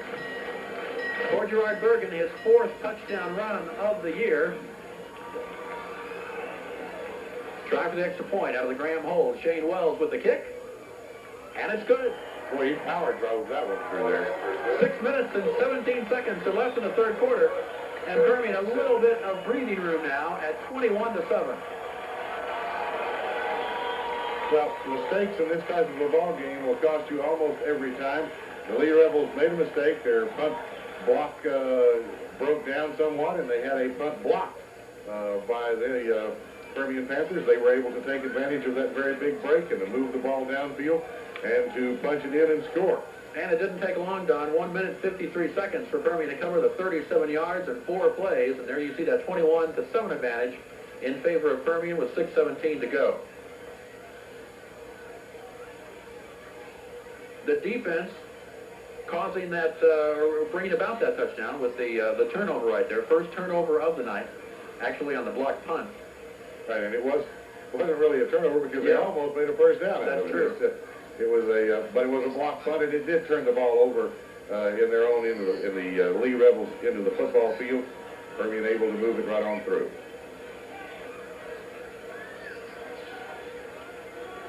So Shane Wells, who has just added his third extra point of the night, will kick it on down the field. Ball teed up at the 40-yard line. Shane now is connected on 25 of 29 extra point attempts, and there's the kick. Graves in the end zone, and he'll bring it. No, he will. He has to bring it out. Wasn't sure what to do, and he goes out of bounds at the 15-yard line. A little indecision cost him some yardage that time. Well, it cost him at least 5 yards because if he'd have held, he'd have had the ball out to the 20-yard line. But instead, he was able to he hesitated a second and then said, oh, no, yeah, oh, yeah, no, yes, okay. And then he ran. And by the time he made up his mind, the coverage was downfield very quickly to get on top of him. 6:12 to go in the third as Lee begins it from their own 14-yard line. Rebels trailing by 14 points.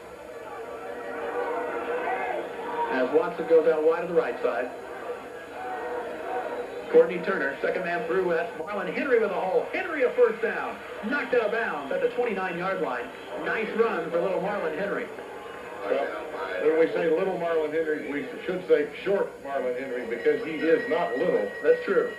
He's at 70 pounds, 175 pounds? 177, I think. 177 pounds? 173, there we go. Okay, 173 pounds. He's only 5 foot 5 inches tall. That's a pretty good load. Dusty Dennis knocking him out of bounds after a 15-yard pickup, all out to the 29-yard line. Turner looks to throw. Turner looking deep, has the man, open, catches it into Panther territory. Oh, was he ever wide open. And that is as far as Courtney Turner can throw a football because he put everything he had into that pass. And it was a large arching rainbow of a pass. He had all the time in the world to get under it. Andra Graves takes the ball to the 25-yard line, a 46-yard pass completion from Turner to Graves, and the Rebels aren't laying down. They're down by 14, but they're trying to cut into that advantage. Under the 6-minute mark, Lee will set up shop first and 10 at the Permian 25. That's McLeod. He pulls his way for another first down.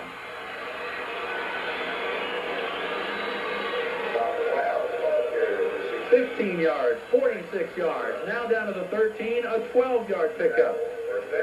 My goodness. And Scott McLeod just ran over people, through people, and, you know, tremendous job of running. The Lee Rebels are really moving the ball down the football field. Under the 5.5-minute mark. Courtney Turner has the team at the Permian 13. Turner sprints out to the left side. He's going to run with the ball. Turner inside the 10, forced out of bounds. Sam Brooks making the hit. But Courtney Turner picks up some yardage as he goes out inside the 10. See where they finally spot it. About the, can't really see. It's about the 5-yard line. Second down and 2 on 5. I think they can pick up the first down on about the 3-yard line. 8-yard pickup by Courtney Turner. Forced out, so the clock stops. 5:17 to go in the third. Turner up the middle to Henry. Hit and pushed back. He will pick up about 2 inches as Jason Berlin made the first hit. Coming up from the secondary. But Scott Cherry has got to get a lot of credit for that one because he's the one that came in and knocked off the lead blocker and messed the play up. Absolutely destroyed all the coordination in the middle of that line that time. No gain on the play. It'll be 3rd and 2 at the 5-yard line. 4:45 and counting left in the third quarter. Lee trailing 21-7 against the Panthers. Courtney Turner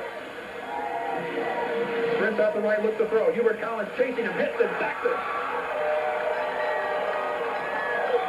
Hubert Collins made the defensive play. Came up from behind on Courtney Turner. If you watch it one more time, it's 4th down.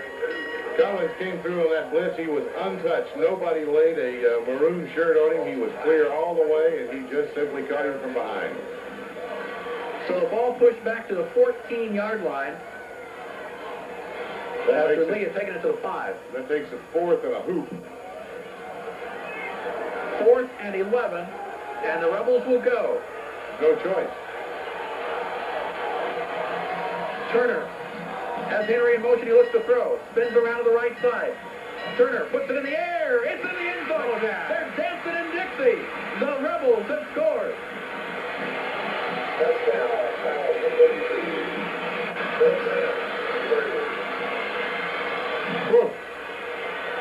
14-yard touchdown strike from Courtney Turner to Phillip Sims. And Phillip Sims was wide open in the end zone. In fact, there were 2 men wide open down there. Try for the all-important extra point. The Rebels have made it 21-13. Snap back. And the extra point is good. Over 3 minutes and 44 seconds to go. We still got a ball game on our hands. No 21-14 count. As the Permian Panthers and the Lee Rebels hold their annual slugfest. As you'll see Marlon Henry again, he spun around to the right after starting out to the left side. And as Don mentioned, you don't get any more open than Philip Sims was. Back of the end zone, nobody around it. And he takes it in. That was Courtney Turner, not Marlon Henry. Courtney Turner, okay. Gotta give Marlon a little more credit there. But Courtney Turner has demonstrated tonight that he has a fine passing arm and a great ability to throw the football.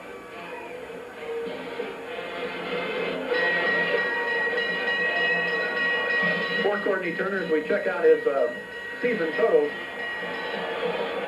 for Courtney, that's his 4th passing touchdown of the year. Coming in at a 45.7% completion rate.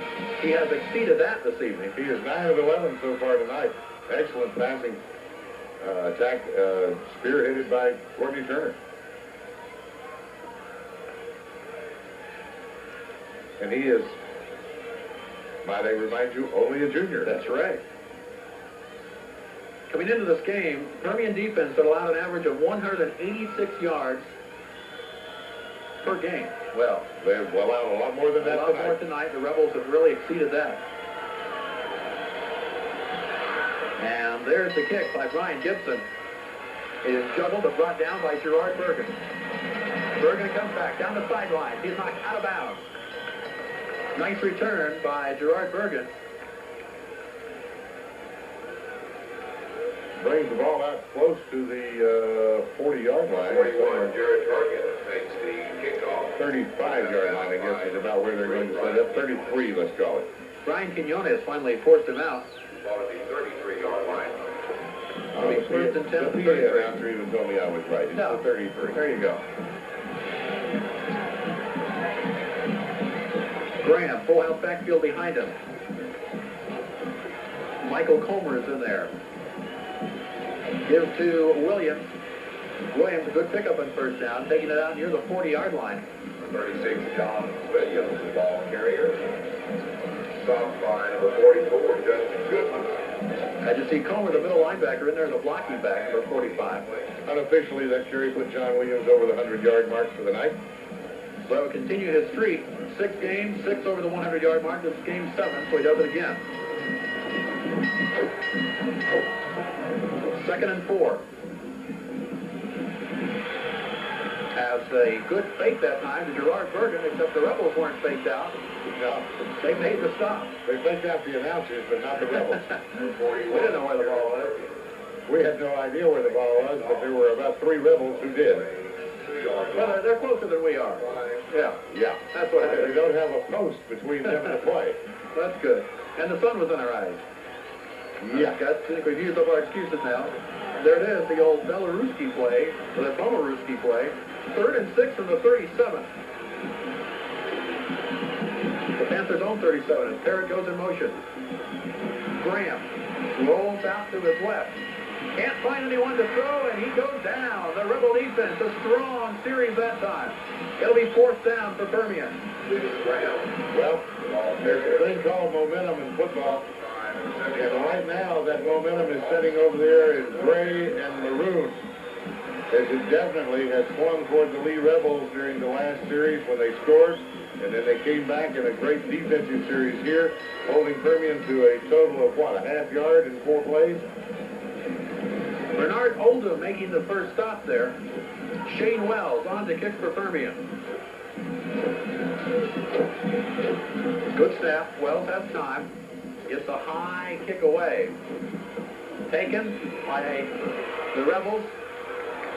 As Graves will go down after a short pickup. I tell you what, Graves made it a little bit thrilling that time. I wasn't sure he was sure he had the ball, and then I wasn't sure he was going to catch it. And then when he did, he didn't have any room to run. Permian crowd on this near side trying to urge on their defense. So their defense was shredded the last series. Lee will start this one from their own 29-yard line. Courtney Turner sends 2 receivers down to the left side. He has his back split behind him to the left. Hands it off to Scott McLeod. McLeod right up the middle. Picks up about 3. He takes it across the 30-yard line before Sam Brooks puts a stop on him. So I think we said going into the game, Scott McLeod had 600 and something yards so far this year. Well, let me tell you what. He hasn't run a single easy yard, I don't think, all year long. Everything he does is between, I'm not sure it's not even between the guards. It's just hammer and pound football for Scott McLeod, and to have picked up that many yards indicates the amount of determination and talent that this young man has. 2nd and 7 from the 32-yard line. Under a minute to go in the third quarter. That's Sims in motion. And the two Rebels collide as a handoff is made to Marlon Henry. And it is Michael Comer that makes the stop on Henry. As Turner and Henry ran into each other as the exchange was made. I'm not sure which one was incorrect that time, but one of them went on the wrong side. The way Courtney Turner came backing out of there, I think the play may well have meant to go the other way. There is a penalty on the play, and it is evidently against the Permian Panthers. And that is the third penalty of the game, the second one on Permian, and this is a major penalty. They're marking off 15 big yards. It's the first down all the way out to the 46-yard line. Personal foul against the Permian Panthers. Officials coming over to tell Coach Hollingshead exactly what happened. So the Rebels have it at their own 46-yard line. 45 seconds are left in the third quarter of play. Turner looks to throw, looking for Graves, downfield. That ball is completed. Graves inside the 20, down at the 10-yard line. Matt Comea finally got him down, but it was under Graves that made the stop. Jason Berlin back on the coverage as well. If Courtney Turner had thrown that one just a little bit further, it would have been in the end zone because Graves had to stop and wait for the football because he was wide open. Sets up a first and goal to go from somewhere around the 9-yard line. 10-yard line, let's call it. Let's square that on the 10-yard line. There's 30 seconds left in the third quarter. Permian leads 21-14. That lead is in jeopardy. Courtney Turner puts Henry in motion, fakes the pitch up the middle to McLeod. McLeod hits and then gains 5 yards. Boy, does he ever plow down through there. Scott McLeod with tremendous hard running. Watch this. I mean, Scott McLeod is hit right there behind the line of scrimmage, and he picks up 5 yards. It's Hubert Collins that finally stops him. A timeout has been called. That's the end of the third quarter. All right. After 3 complete, the Permian Panthers have the lead, but they may not have it for long. Permian 21, lead 14. This is a Super 7 Sports Production. Here we go. It's the start of the fourth quarter. Permian Panthers leading at 21-14, but the Lee Rebels have a second down and goal to go from about the the ball's just inside the 5-yard line, 4 3/4-yard line. And the officials are talking it over. I think everybody had to kind of catch their breath for just a second. Both teams have been over to the sideline, talked to their coaches, and here we go one more time around. Kirk Kaiser. Wishbone behind Courtney Turner. In motion, that's Sims. Turner looks to throw, looking for Sims. He'll run with the ball instead, and he'll be hit for a loss on the play. Back to the 11-yard line. And boy, was he ever hit. That was Scott Cherry. Scott Cherry came in and delivered a good, hard lick on him as he is pursuing real hard coming out here. The Permian defense they were laying in wait for that one. They spot the ball inside the 10-yard line. Sets up a third and goal to go, only this time the ball is 10 yards away instead of 5 yards away. Major difference.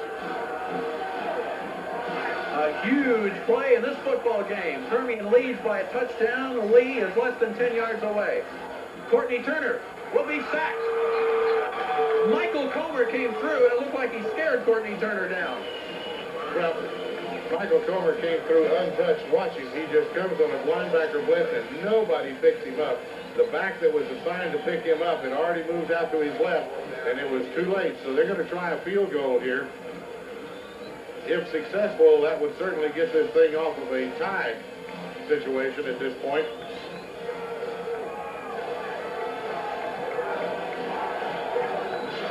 Devin Gilbert will try the field goal. 32-yard attempt. Snap back. Ball down. The kick is up. It is long, and it is no good. Wide to the left side. Boy, oh boy, that's 2 missed field goals by the Lee Rebels, 1 missed by the Permian Panthers in this ball game. And Kurt Kaiser's taking a check of his heart as this thing is a wild and woolly football game tonight. Kurt, it doesn't get any better than this. No, it doesn't. This is what we look for every year, is games like this one. So close, and still 10 minutes and 34 seconds to go, as you can see on Memorial Stadium scoreboard. It's up to the Lee Rebel defense at this point. This is the old coach's routine. This is gut check time. So Permian again deploying that bend but not break defense. Starting from their own 20-yard line. Up the middle. Good running room for John Williams. Just power football that time. Roderick Strambler from the strong safety comes up to make the stop. Over the years, the Permian Panthers, when they have to make it, line up in that real tight line. They just plow it out straight ahead, nothing fancy. They may run the student body right or left with a little sweep play, the power sweep. They may run a trap, but it's straight ahead football. 2nd and 3 from the 27. Parrott is wide to left side. Full house backfield behind Dennis Graham. Again, it's John Williams. Williams hurdles his way to a first down as he takes it just across the 30-yard line. Well, they're going to mark it right on the 30-yard line, but that should give them a first down because it was on the square on the 20, and now they go square on the 30, and it is a first down. And that clock continues to move. Not a huge factor yet, but it will begin to be momentarily as the Panther mascot tries to rev up the crowd. 9 minutes, 47 seconds left and counting down as the Permian Panthers break the huddle and come to the line of scrimmage. Parrott is to the left, again the full house. Comer, Williams, Ephraim in the backfield. Ephraim has the ball now behind a block of Michael Comer. He goes upfield, has the first down as he spins across the 40 to the 43-yard line. Ephraim did a great job of cutting back behind his blocking wall that time. He ran the little student body to the outside and then managed to cut back behind the over-pursuing Rebel defense. Roderick Strambler finally grabbed him and wrestled him to the turf. 13-yard pickup for Ephraim. It's first down Permian at their own 43-yard line. 9:20 and counting to go in the football game. Permian leads it 21-14. Graham gives it back to Williams. Williams brought down from behind as he picks up a couple. Defensive stop for the Rebels was made by Chris Conley, the junior linebacker. Fights off the block and brings him down. Set it up as second down. 8 yards to go. 8 minutes and 51 seconds and counting down as the Permian Panthers break the huddle, head for the line of scrimmage. Again, Parrott will be at the left side. Scott Cherry is lined up tight on the right. Strambler is back in there in the backfield now. Dennis Graham gives it to John Williams. Williams goes across the 50 into Lee territory. Strambler made the stop. And that's getting bad because it's the safeties making the stop on John Williams, and he outweighs them a whole bunch. It'll be 3rd and short for Permian. Less than a yard for the first, as the Panthers have it in Lee territory, just inside the 48, with 8 minutes and 5 seconds to go in the ball game.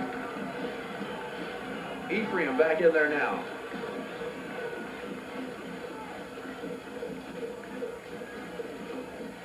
Graham, Williams, he has the first down. Forward progress will give it to him. He's pushed back, but the forward progress should pick up the first down as Rod Strambler again pushes him and brings him to the turf. The Lee Rebel defense, Kurt, has got to stand up and stand up now because Permian has started one of those long, time-consuming drives. The score is not as important to them right now at this point as it is just to hold on to the football and drive it, eating up that clock. We're down to 7 minutes and 45 seconds. They've already had it for over 2 minutes in this drive. And if they don't stand up and stop them on this series of downs, then Lee Rebels are getting themselves into a deep barrel of water. There's Ephraim as he picks up about 6, takes it to the 40. One of those patented drives that coaches absolutely love.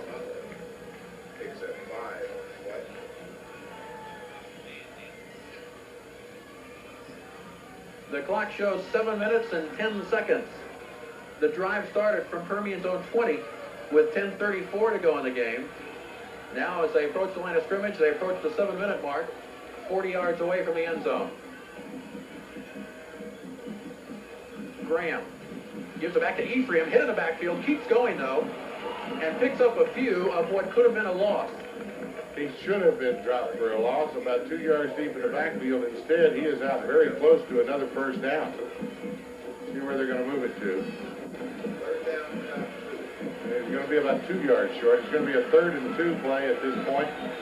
But that clock is now dropped down to 6:34. It started at 10:34. They've used up 4 minutes of the clock, and they just keep hammering and hammering and hammering. 3rd and 2 at the lead 37. Again, Paradis to the left, but the Panthers have not even looked to it. They've kept it on the ground the entire way. And on the ground again to Ephraim, but the Rebel defense is up to the challenge that time as they stop Ephraim. This will bring up a 4th down for Permian. 4th down and maybe a yard, yard and a half. Can't tell exactly where they've got it spotted there. It's going to be 4th down and about 2. He got no gain. So the Panthers will bring on the punting unit.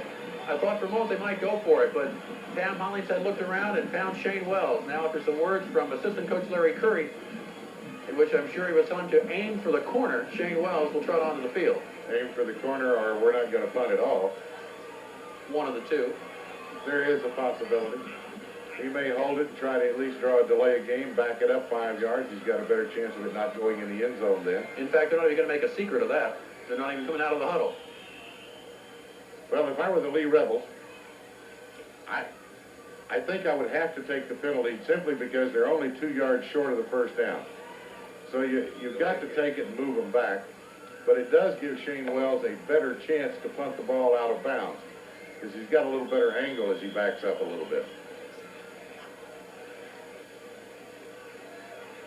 Wells will get the kick away from about the 50-yard line.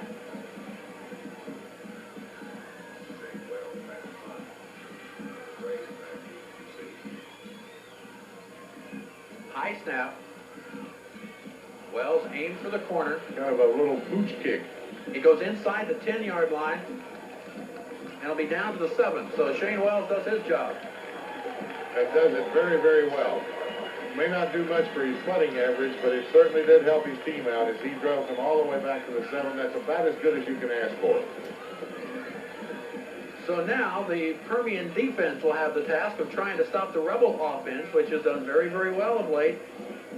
4:58 to go in the game. Permian leading it 21-14. And Lee will start at their own 7-yard line. Courtney Turner on the draw, gives it to Marlon Henry. No gain on the play. In fact, maybe a yard loss. That was a little counter play off of the wishbone formation, and it just, everybody on the Permian team stayed at home, took care of their own territory, and that's it. Sam Brooks tripping up Marlon Henry. 2nd and 11 from the 6-yard line. 4.5 minutes are left. If I'm going to try to fool somebody on that Permian front, it's not going to be Sam Brooks because the young man has a lot of experience. Turner, one man behind him, that's Scott McLeod. Turner rolls out to the right, looks to throw, pumps once, gets it downfield, it's completed. Graves is pushed out of bounds. Two good things for the Rebels happened on that play. One, it was completed. Matt Comia making the stop, completed to Graves. Second thing was the clock stopped. But he didn't quite pick up the first down. But I tell you this much, they have some faith in their passing attack because they're throwing off of basically their own goal line. I think probably Courtney Turner was standing in his own end zone that time when he chunked the ball downfield. Ball is spotted just across the 15-yard line. Rebels need the 17 for a first down. It's 3rd and about a yard and a half. 4:18 left to go in the ball game. Courtney has the wishbone behind him. First down for the Rebels as Philip Sims gets the call. Sims, 5'8", 160-pound junior, picks up a very important first down as Hubert Collins brings him down with the tackle. 4 minutes and 12 seconds left in the ball game. That's plenty of time, even with the wishbone, to drive the football down the field and punch it in. A 4-minute drive is a long, long time to hold a football. Robert Neidert was also there defensively for the Panthers. We're coming down to the 4-minute mark as the Rebels break the huddle. 1st and 10 lead from their own 20-yard line. 80 yards away from tying up this football game. Turner to Henry. Henry breaks through. Brought down at the 30-yard line by Dusty Dennis, or Marlon Henry was off to the races.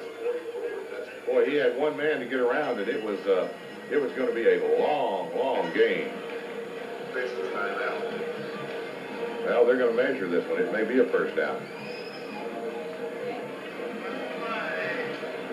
Clock will stop with 3 minutes and 45 seconds to go. He did pick up another first down.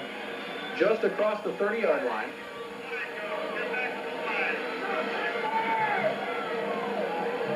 Rebels started from their own 7. They moved the ball out to their own 30.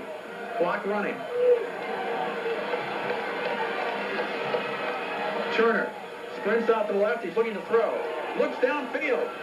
And it is incomplete. 2 back defending. 3 back defending. And I tell you what, he was lucky that one was not picked off.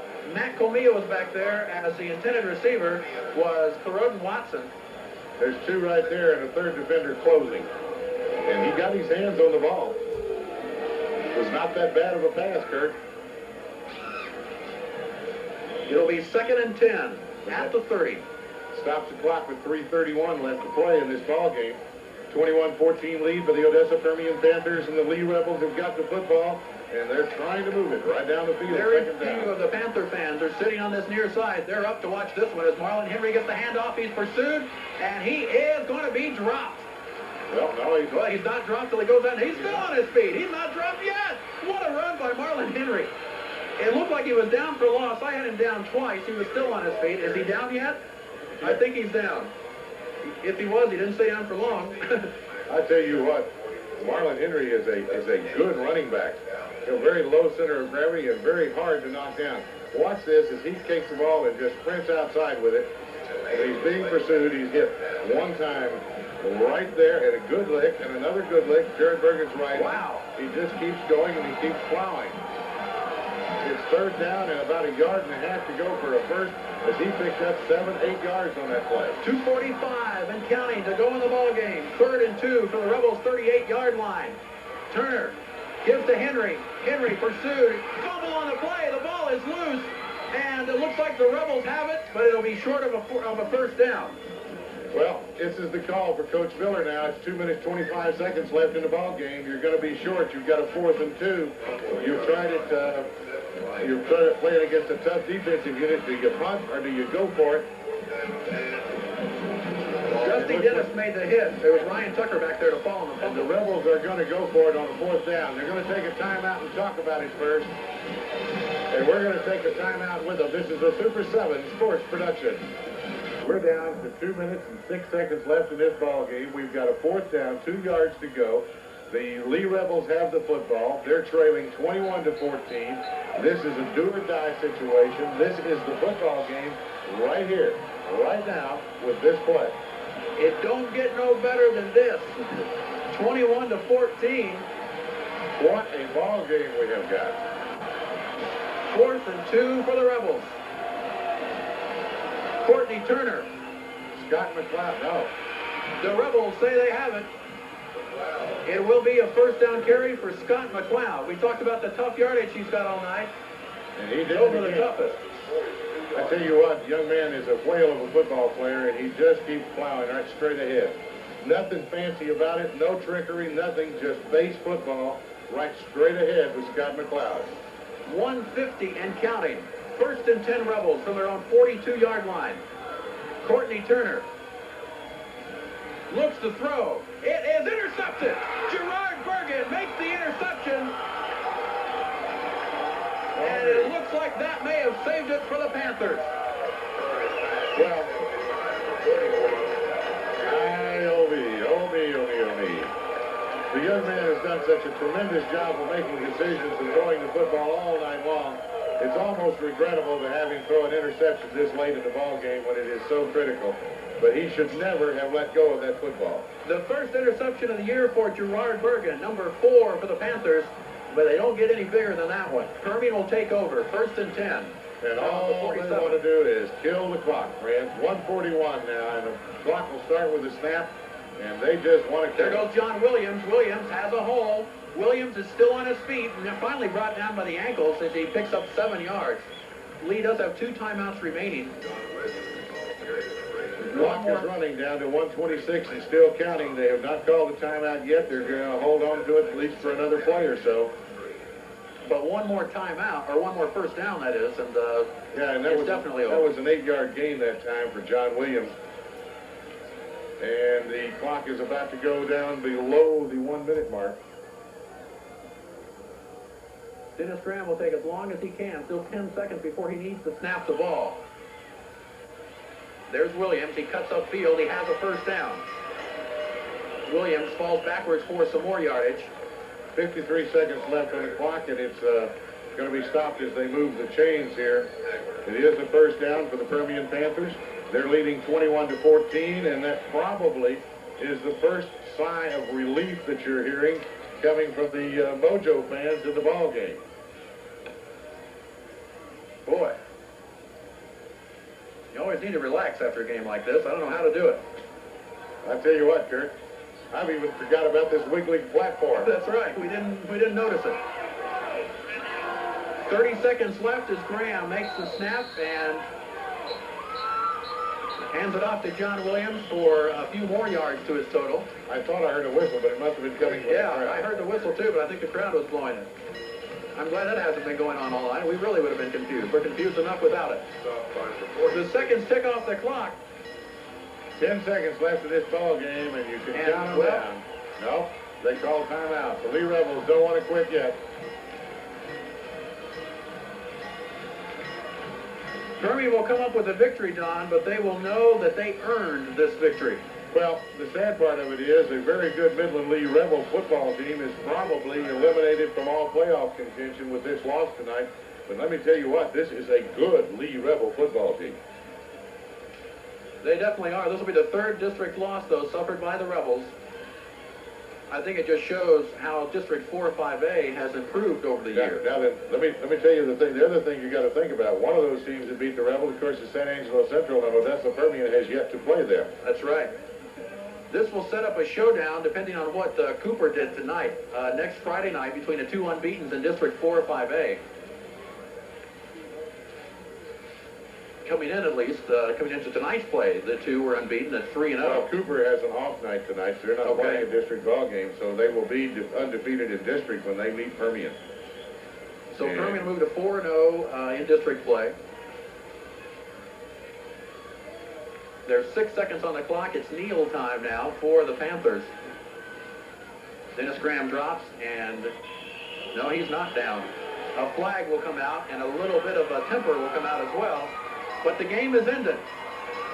There will be a flag, so the Panthers team, the Rebels and Panthers will both come on the field, but they won't end it yet because there was a flag.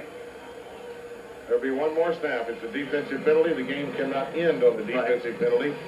And they called him for coming back and we saw they're waving it off. They say that's it, folks. We saw the tempers fly momentarily, but the 2 players then went over and shook hands. And that's what all the players are doing now.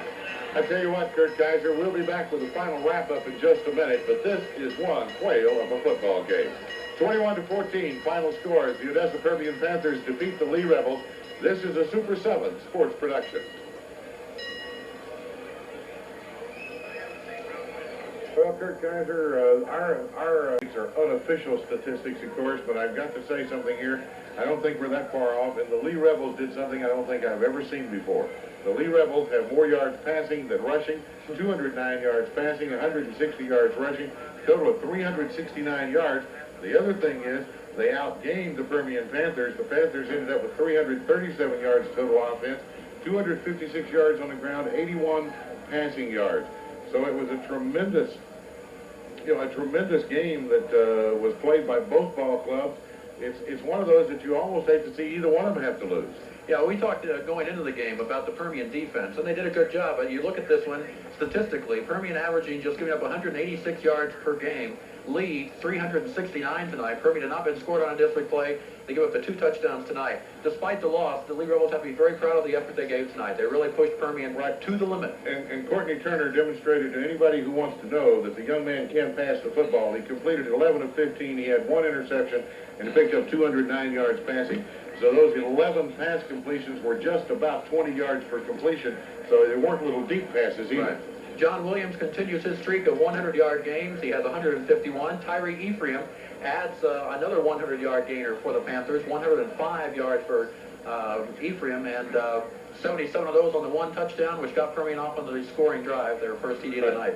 And Scott McLeod had about 70 yards rushing, and all of that were some of the 70th hardest steps anybody ever took in their entire life. So that about wraps us up here from the high atop of the waving platform. Yeah, that's not your camera waving. That's our. That's us moving. Yeah. And it's turned a little bit chilly. We want to really congratulate Danny Sartain and Brent Whitworth, who did an absolute great job up on those camera pedestals at the ends of the stadium. The crew in the truck did a tremendous job tonight.